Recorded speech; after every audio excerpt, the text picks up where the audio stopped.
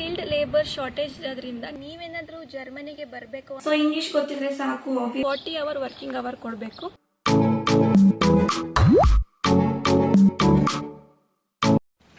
Hello everyone, welcome back to my YouTube channel. ಈ ವಿಡಿಯೋದಲ್ಲಿ ನಾನು ನಿಮಗೆ ನನ್ನ ಜಾಬ್ ಸರ್ಚಿಂಗ್ ಎಕ್ಸ್ಪೀರಿಯನ್ಸ್ ಯಾವ ರೀತಿ ಇದೆ ಅಂತ ನಾನು ನಿಮಗೆ ಶೇರ್ ಮಾಡ್ತೀನಿ.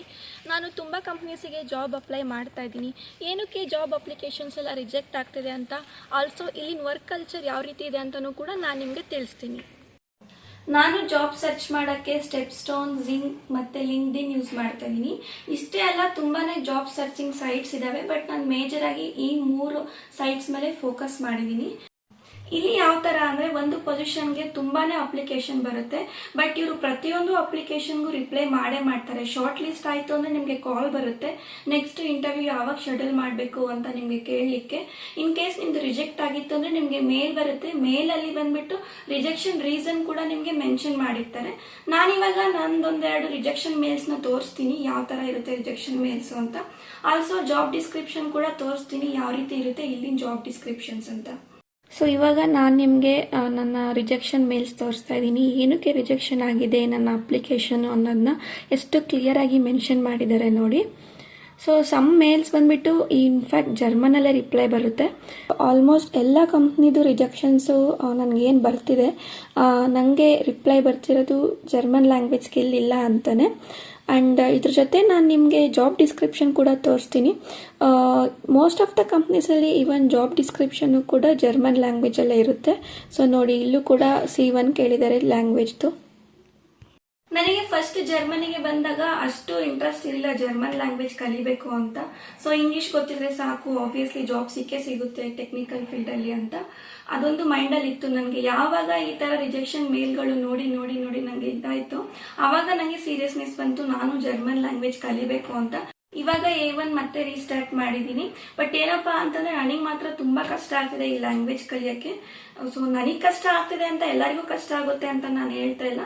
ತುಂಬಾ ಜನ ತುಂಬಾನೇ ಶಾರ್ಟ್ ಪೀರಿಯಡ್ ಅಲ್ಲಿ ಲ್ಯಾಂಗ್ವೇಜ್ನ ತುಂಬಾ ಫ್ಲೂಯೆಂಟ್ ಆಗಿ ಮಾತಾಡೋದನ್ನ ಕಲ್ತಿದ್ದಾರೆ ಇಲ್ಲಿ. ನಿಮಗೆ ಏನು ರೆಕಮೆಂಡ್ ಮಾಡ್ತೀನಿ ಅಂದರೆ, ನೀವೇನಾದರೂ ಜರ್ಮನಿಗೆ ಜಾಬ್ ಮೇಲೆ ಅಥವಾ ಸ್ಟೂಡೆಂಟ್ ಆಗಿ ಬರ್ತಿದ್ದೀರಾ ಅಂತಂದರೆ ಸೊ ಜರ್ಮನ್ ಲ್ಯಾಂಗ್ವೇಜ್ ಮೇಲೆ ಫೋಕಸ್ ಮಾಡಿ, ಲೈಫ್ ತುಂಬಾನೇ ಈಸಿ ಆಗುತ್ತೆ ಅವಾಗ. ಸೊ ನೋಡಿದ್ರಲ್ಲ, ನನ್ನ ಜಾಬ್ ಅಪ್ಲಿಕೇಶನ್ಸ್ ಎಲ್ಲ ರಿಜೆಕ್ಟ್ ಆಗ್ತಿರೋದೇ ಮೇಯ್ನ್ ಆಗಿ ಬಂದ್ಬಿಟ್ಟು ಲ್ಯಾಂಗ್ವೇಜ್ ಇಂದಾನೆ. ಸೊ ನಾನು ಸ್ಟಾರ್ಟಿಂಗಲ್ಲಿ ಬಂದಾಗ ಲ್ಯಾಂಗ್ವೇಜ್ ಕಲಿಯೋಕ್ಕೆ ಅಷ್ಟು ಇಂಟ್ರೆಸ್ಟ್ ತೋರಿಸಿರಲಿಲ್ಲ. ಇಂಗ್ಲೀಷ್ ಬಂದರೆ ಸಾಕು, ಗ್ಲೋಬಲ್ ಲ್ಯಾಂಗ್ವೇಜ್ ಅಲ್ವಾ ಅಂತ ಅಂದ್ಕೊಂಡಿದ್ದೆ. ತುಂಬ ಕಂಪ್ನೀಸಿಗೆ ಅಪ್ಲೈ ಮಾಡೋಕ್ಕೆ ಸ್ಟಾರ್ಟ್ ಮಾಡಿದೆ, ಬಟ್ ನನಗೆ ಆಲ್ಮೋಸ್ಟ್ 90% ಆಫ್ ದ ಕಂಪನಿಲಿ ರಿಜೆಕ್ಷನ್ ರೀಸನ್ ಬಂದುಬಿಟ್ಟು ಜರ್ಮನ್ ಲ್ಯಾಂಗ್ವೇಜ್ ಬರಲ್ಲ ಅಂತಲೇ ಇತ್ತು. ಅದಾದಮೇಲೆ ನಾನೇನು ಮಾಡಿದೆ ಅಂದರೆ ಕನ್ಸಲ್ಟೆನ್ಸಿಗೆ ಕಾಂಟ್ಯಾಕ್ಟ್ ಮಾಡಿದೆ. ನನಗೆ ಕನ್ಸಲ್ಟೆನ್ಸಿಯವರು ಒಂದು ಎಕ್ಸಾಂಪಲ್ ಕೊಟ್ಟರು, ನಾನು ನಿಮಗೆ ಆ ಎಕ್ಸಾಂಪಲ್ ಮುಖಾಂತರನೇ ಎಕ್ಸ್ಪ್ಲೇನ್ ಮಾಡ್ತೀನಿ. ಇವಾಗ ನಾವು ಒಂದು ಇಂಟರ್ವ್ಯೂಗೆ ಹೋಗಿರ್ತೀವಿ, ನನ್ನ ಜೊತೆ ಇನ್ನೊಬ್ಬರು ಬಂದಿರ್ತಾರೆ ಸೇಮ್ ಪೋಸ್ಟ್ಗೆ. ಸೊ ನಾವು ಟೆಕ್ನಿಕಲಿ ಚೆನ್ನಾಗಿದ್ದು, ನನ್ನ ಜೊತೆ ಇರೋರು ಟೆಕ್ನಿಕಲಿ ಅಷ್ಟು ಚೆನ್ನಾಗಿಲ್ಲ, ಬಟ್ ಲ್ಯಾಂಗ್ವೇಜಲ್ಲಿ ಚೆನ್ನಾಗಿದ್ದಾರೆ ಅಂದರೆ ಇಲ್ಲಿನ ಕಂಪ್ನೀಸಲ್ಲಿ ಲ್ಯಾಂಗ್ವೇಜ್ ಬರೋರಿಗೆ ಇಂಪಾರ್ಟೆನ್ಸ್ ಕೊಡೋದು. ಹಾಗಾಗಿ ಇಲ್ಲಿ ಲ್ಯಾಂಗ್ವೇಜ್ಗೆ ತುಂಬಾ ಇಂಪಾರ್ಟೆನ್ಸ್ ಇದೆ. ಈಗ ದೊಡ್ಡ ಸಿಟಿ ಲೈಕ್ ಬರ್ಲಿನು ಅಂತ ಹತ್ರಲ್ಲ ಇಂಗ್ಲೀಷ್ ಬಂದರೆ ಸಾಕು ಅಂತ ಹೇಳ್ಬೋದು, ಬಟ್ ಎಲ್ಲರಿಗೂ ಅಲ್ಲೇ ಜಾಬ್ ಸಿಗಬೇಕು ಅಂದರೆ ಹೇಗೆ ಅಲ್ವಾ. ಆಲ್ಸೋ ನಮ್ಮ ಪೊಸಿಷನ್ ಮೇಲೂ ಡಿಪೆಂಡ್ ಆಗುತ್ತೆ. ಈಗ ನಾವು ಎಂಟ್ರಿ ಲೆವೆಲಲ್ಲಿ ಇದ್ದೀವ, ಆಲ್ಸೋ ನಾವು ಯಾವ ಫೀಲ್ಡಲ್ಲಿ ಜಾಬ್ ಸರ್ಚ್ ಮಾಡ್ತಿದ್ದೀವಿ ಅನ್ನೋದ್ರ ಮೇಲೂ ಡಿಪೆಂಡ್ ಆಗುತ್ತೆ ಜರ್ಮನ್ ಲ್ಯಾಂಗ್ವೇಜ್ ಇಂಪಾರ್ಟೆನ್ಸು. ನಾನು ಬಂದು ಟೆಸ್ಟಿಂಗ್ ಪ್ರೊಫೈಲಲ್ಲಿ ಸರ್ಚ್ ಮಾಡ್ತಿರೋದ್ರಿಂದ ನನಗೆ ಕಂಪಲ್ಸರಿಯಾಗಿ B2 ಜರ್ಮನ್ ಬರಲೇಬೇಕು. ಸೊ ನಾವಿರೋದು ಬಂದುಬಿಟ್ಟು ಇಂಗೋಲ್ಸ್ಟೆಡಲ್ಲಿ. ಇಲ್ಲಿ ಆಲ್ಮೋಸ್ಟ್ ಎಲ್ಲ ಕಂಪ್ನಿನಲ್ಲೂ ಜರ್ಮನ್ ಲ್ಯಾಂಗ್ವೇಜ್ ಕೇಳ್ತಾ ಇದ್ದಾರೆ. ನೋಡೋಣ, ನಾನು ಟ್ರೈ ಮಾಡ್ತಾ ಇದ್ದೀನಿ. ಜಾಬಿಗೆ ಅಂತಲ್ಲ, ಇಲ್ಲಿ ನಮ್ಮ ಲೈಫ್ ಈಸಿ ಆಗಬೇಕು ಜರ್ಮನಿನಲ್ಲಿ ಅಂತಂದರೆ ನಮಗೆ ಜರ್ಮನ್ ಲ್ಯಾಂಗ್ವೇಜ್ ಬರಲೇಬೇಕು. ಈವನ್ ಇಲ್ಲಿ ಸ್ಟೂಡೆಂಟ್ಸ್ ಕೂಡ ಬಂದ ಮೇಲೆ ಪಾರ್ಟ್ ಟೈಮ್ ಜಾಬ್ ಸ್ಟಾರ್ಟ್ ಮಾಡ್ತಾರೆ. ಆಲ್ಸೋ ತುಂಬ ಕಂಪ್ನೀಸಲ್ಲಿ ವರ್ಕಿಂಗ್ ಸ್ಟೂಡೆಂಟ್ ಆಗಿ ಅವ್ರನ್ನ ಹೈರ್ ಮಾಡ್ತಾರೆ. ಆವಾಗ ನಿಮಗೆ ಜರ್ಮನ್ ಲ್ಯಾಂಗ್ವೇಜ್ ಇಂಪಾರ್ಟೆಂಟ್ ಆಗಿ ಬೇಕೇ ಬೇಕಾಗುತ್ತೆ. ಈ ಥರ ಲ್ಯಾಂಗ್ವೇಜಿಗೆ ಇಂಪಾರ್ಟೆನ್ಸ್ ಕೊಡೋದು ನನ್ನ ಪ್ರಕಾರ ತಪ್ಪೇನಿಲ್ಲ. ಅವ್ರ ಲ್ಯಾಂಗ್ವೇಜ್ನ ಅವ್ರು ಯಾವತ್ತೂ ಬಿಟ್ಕೊಡ್ಬಾರ್ದು. ಸೊ ಯಾರೇ ಆಗಲಿ, ನಾವು ಯಾವುದೇ ಒಂದು ಹೊಸ ಪ್ಲೇಸಿಗೆ ಹೋದಾಗ ಅಲ್ಲಿಂದ ಲೋಕಲ್ ಲ್ಯಾಂಗ್ವೇಜ್ನ ಕಲಿತ್ರೆ, ಜಾಬಿಗಂತ ನಾನು ಹೇಳ್ತಾ ಇಲ್ಲ, ನಮಗೆ ಲೈಫ್ ಈಸಿ ಆಗುತ್ತೆ. ಸೊ ಯಾರಾದರೂ ಜರ್ಮನಿನಲ್ಲಿ ಜಾಬ್ ಸರ್ಚ್ ಮಾಡಿ ಬರಬೇಕು ಅಂತ ಇದ್ದರೆ, ಸೊ ಅಲ್ಲಿಂದನೇ ಎಷ್ಟಾಗುತ್ತೋ ಅಷ್ಟು A1 A2 ಮುಗಿಸ್ಕೊಂಬನ್ನಿ, ನಿಮಗೆ ಒಳ್ಳೆಯದು. ಆಲ್ಸೋ ಇಲ್ಲಿ ಸ್ಕಿಲ್ಡ್ ಲೇಬರ್ ಶಾರ್ಟೇಜ್ ಇರೋದ್ರಿಂದ ನೀವು ಲ್ಯಾಂಗ್ವೇಜ್ ಕಲ್ತ್ಕೊಂಬಂದರೆ ನಿಮಗೆ ಬೇಗ ಜಾಬ್ ಸಿಗುತ್ತೆ.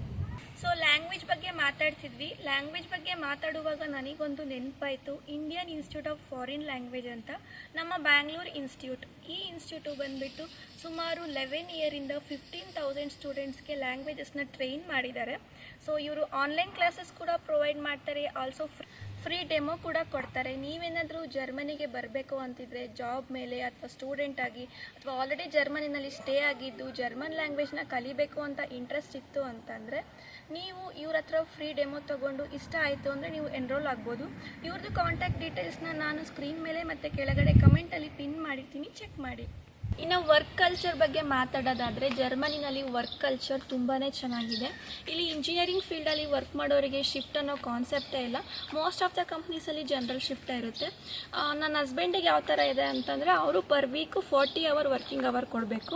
ಸೊ ನೀವು ಯಾವತ್ತು ಎಷ್ಟೊತ್ತಾರು ಲಾಗಿನ್ ಆಗ್ರಿ, ಬಟ್ ಪರ್ ವೀಕ್ ಕೌಂಟ್ ಮಾಡಿದಾಗ ಅವರು 40 ಅವರ್ಸ್ ಕೊಡಬೇಕು. ಸೊ ನನ್ನ ಹಸ್ಬೆಂಡ್ ಏನು ಮಾಡ್ತಾರೆ ಅಂತಂದರೆ ಒಂದಿನ 8 ಅವರ್ ಲಾಗಿನ್ ಮಾಡ್ತಾರೆ, ಒಂದಿನ 6 ಅವರ್ ಲಾಗಿನ್ ಮಾಡ್ತಾರೆ, ಒಂದಿನ 10 ಅವರ್ ಲಾಗಿನ್ ಮಾಡ್ತಾರೆ. ಸೊ ಡಿಪೆಂಡ್ಸ್ ಅವರಿಗೆ ಯಾವ ರೀತಿ ವರ್ಕ್ ಇರುತ್ತೋ ಅದ್ರ ಮೇಲೆ. ಒಟ್ಟು 1 ವೀಕಲ್ಲಿ 40 ಅವರ್ಸ್ನ ಕೊಡ್ತಾರೆ. ಇದನ್ನು ಇಲ್ಲಿ ಫ್ಲೆಕ್ಸಿ ಅವರ್ಸ್ ಅಂತ ಕರೀತಾರೆ. ನನಗಿದು ತುಂಬ ಇಷ್ಟ ಆಯಿತು. ಸೊ ನೋಡಿದ್ರಲ್ಲ ನನ್ನ ಜಾಬ್ ಅಪ್ಲಿಕೇಶನ್ ರಿಜೆಕ್ಷನ್ ಯಾಕೆ ಆಗ್ತಿದೆ ಅಂತ, ಮತ್ತು ಇಲ್ಲಿ ಲ್ಯಾಂಗ್ವೇಜ್ ಇಂಪಾರ್ಟೆನ್ಸ್ ಎಷ್ಟಿದೆ ಅಂತ, ಮತ್ತು ವರ್ಕ್ ಕಲ್ಚರ್ ಯಾವ ರೀತಿ ಇದೆ ಅಂತ. ನಿಮಗೆ ಈ ವರ್ಕ್ ಕಲ್ಚರ್ ಬಗ್ಗೆ ಏನು ಅನ್ನಿಸ್ತು ಅಂತ ನನಗೆ ಕಮೆಂಟಲ್ಲಿ ತಿಳಿಸಿ. ನಿಮಗೆ ಜರ್ಮನಿ ಬಗ್ಗೆ ಏನಾದರೂ ಮಾಹಿತಿ ಬೇಕು ಅಂತಂದರೆ ನನಗೆ ಕಮೆಂಟ್ಸಲ್ಲಿ ತಿಳಿಸಿ, ನಾನು ಖಂಡಿತ ರಿಪ್ಲೈ ಮಾಡ್ತೀನಿ ಅಂತ ಹೇಳ್ತಾ ವಿಡಿಯೋನ ಇಲ್ಲಿಗೆ ಎಂಡ್ ಮಾಡ್ತೀನಿ. ವಿಡಿಯೋ ಇಷ್ಟ ಆಗಿತ್ತು ಅಂದರೆ ಚಾನಲ್ಗೆ ಸಬ್ಸ್ಕ್ರೈಬ್ ಆಗಿ. See you in next video. Bye.